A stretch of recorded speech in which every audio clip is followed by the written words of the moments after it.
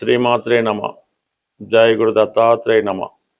ఈ వీడియోలో మనం మీనరాశి వారికి ఏప్రిల్ 12వ తారీఖు నుంచి 18 మధ్యలో జరగబోయే వార ఫలాలు పరిశీలించినప్పుడు మరి మీనరాశి వారికి ఈ వార ప్రారంభంలో 4 గ్రహాలు రాశి అందే సంచరించడం జరుగుతుంది. సో దీన్ని బట్టి జాతకుడు అనేక రకాల కార్యక్రమాలు ప్రారంభించి ఏది కూడా సంపూర్ణంగా అవ్వకుండా ఎక్కువ స్ట్రెస్కి ఆందోళనకి గురవడం జరుగుతూ ఉంటుంది.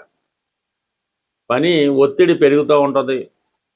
చెయ్యాలంటే ఆ పని చేయడానికి మనసు శరీరం రెండు అంగీకరించకపోవడం, ఈ విధంగా పని ఒత్తిడితో జాతకుడు ఇబ్బంది పడుతూ ఉంటాడు.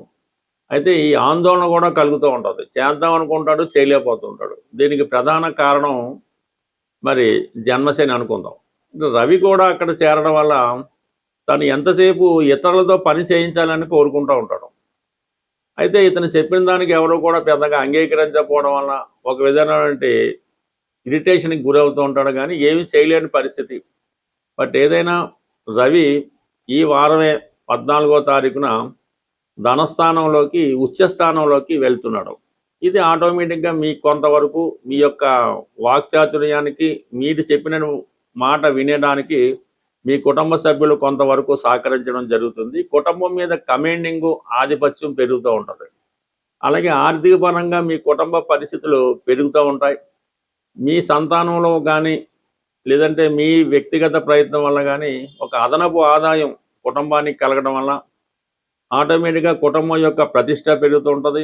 ఓవరాల్గా మనీ ఫ్లో కూడా పెరగడంతో కొంతవరకు మీరు చెప్పిన పనిని మీ కుటుంబ సభ్యులు కానీ ఇతరులు కానీ చేయడానికి అంగీకరించడం జరుగుతుంది. మొత్తం మీద వార ప్రారంభం కన్నా 14 తర్వాత అనుకూలంగా ఉంటుంది. అయితే కుజుడు రాశి యందు సంచరించినప్పుడు జాతకుడు ఎక్కువగా ఆరోగ్యం మీద శ్రద్ధ తీసుకోవడం జరుగుతూ ఉంటుంది. అలాగే తన యొక్క భూములు స్థిరాస్తులకు సంబంధించిన విషయాల మీద ఏదో కొన్ని మార్పులు చేసే ప్రయత్నం నెరవేరుతుంటుంది. కొంతవరకు ఏదైనా గృహ నిర్మాణం చేసుకుందామని కానీ స్థిరాస్తి కొందామని కానీ కొన్ని ఆలోచనలు చేస్తూ ఉంటాడు. ఈ భూములు స్థిరాస్తుల మీద ఉన్నటువంటి కొన్ని లావాదేవీలు లిటికేషన్లు సరిదిద్దే ప్రయత్నంలో కొంత సక్సెస్ కూడా జరిగే అవకాశం ఉంది.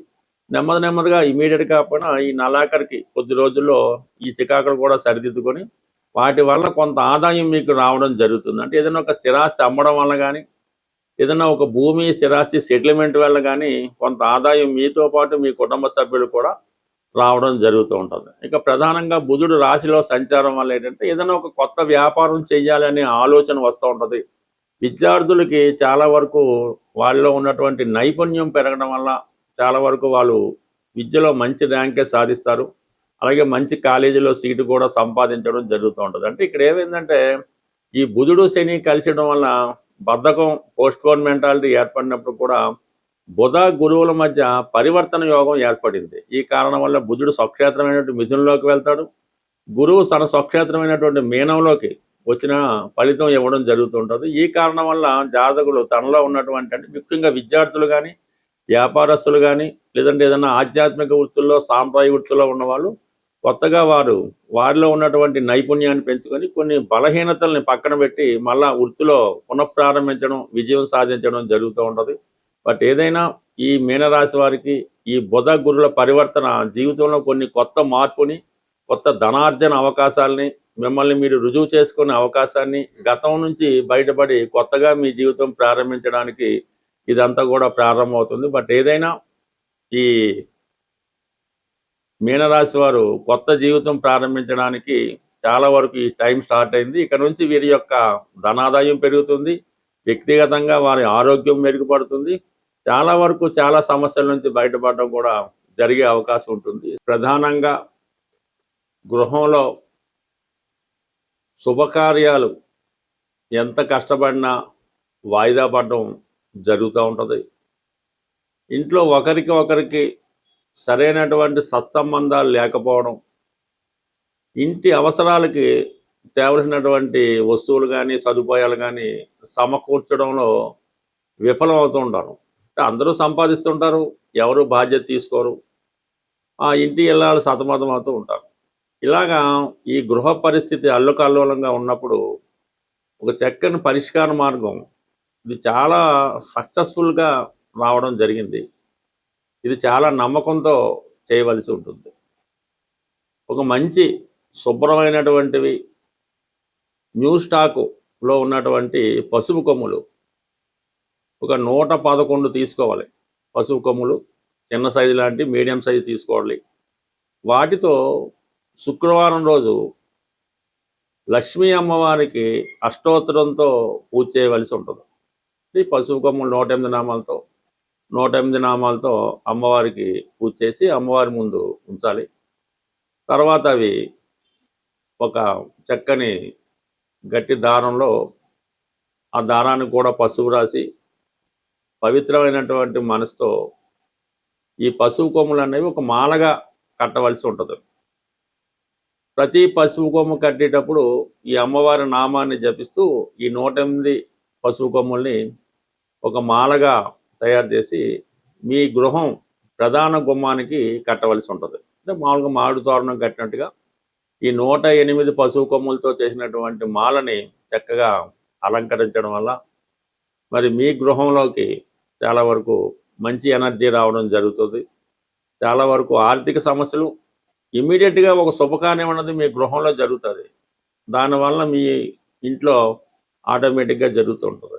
ఈవెన్ చాలా కాలంగా ఈ పెళ్ళిళ్ళు శుభకార్యాలు జరగని కుటుంబాల్లో కనీసం సంవత్సరంకి ఒకసారైనా ఈ సత్యనారాయణ స్వామి వ్రతము వరలక్ష్మి వ్రతం లాంటివి చేసి 10 మందికి పిలిచి ఏదో భోజనాలు పెట్టడం వల్ల ఆ ఇల్లు కలకలాడుతూ ఉంటుంది. బట్ ఈ విధంగా ఈ చిన్నపాటి పరిహారం పాటించండి. ఖచ్చితంగా మీకు ఇంట్లో చక్కని మార్పు రావడం జరుగుతూ ఉంటుంది. ఇక ప్రధానంగా సమస్య వివాహం. ఇప్పుడు అమ్మాయిలకి పెద్దగా వివాహ సమస్య అయితే లేదు. మరి ఈ మ్యారేజ్ సంబంధించినటువంటి మ్యారేజ్ బ్రోకర్స్ అవనివ్వండి, వీళ్ళంతా కూడా అమ్మాయిలకి ఫ్రీ రిజిస్ట్రేషన్ చేసుకుంటున్నారు. అబ్బాయిలు అయితే డబ్బులు కట్టవలసి వస్తుంది. మీ యొక్క అబ్బాయికి కానీ మీరు అబ్బాయిలు అయితే తొందరగా వివాహం జరగడానికి ఒక నమ్మకంతో చేసే పరిహారం. అంటే ఏదైనా ఒక వారమో ఒకసారో చేస్తే సరిపోదు. ఎవరికి వారే స్వయంగా చేయించవలసినటువంటి పరిహారం ఇది. ప్రధానంగా అబ్బాయిలు మంగళవారం రోజు ఆంజనేయ స్వామి వారి ఆలయంలో సాయంకాలం పూట జిలేబీ పంచిపెట్టవలసి ఉంటుంది అక్కడ ఉన్నటువంటి భక్తులకి. ఈ విధంగా కొన్ని వారాలు పంచిపెట్టడం వల్ల వివాహానికి అనుకూలత ఏర్పడుతూ ఉంటుంది. అలాగే వీరు ఈ స్ఫటికమాల ధరించవలసి ఉంటుంది. మెడలో స్ఫటికమాల ధరించడం వల్ల అబ్బాయిలకి తొందరగా వివాహం కుదురుతుంది. మీకు ఏదైనా చిన్న చిన్న బలహీనతలు ఉంటే వాటి నుంచి బయటపడడం జరుగుతూ ఉంటుంది. ఇక ప్రధానంగా గురువారం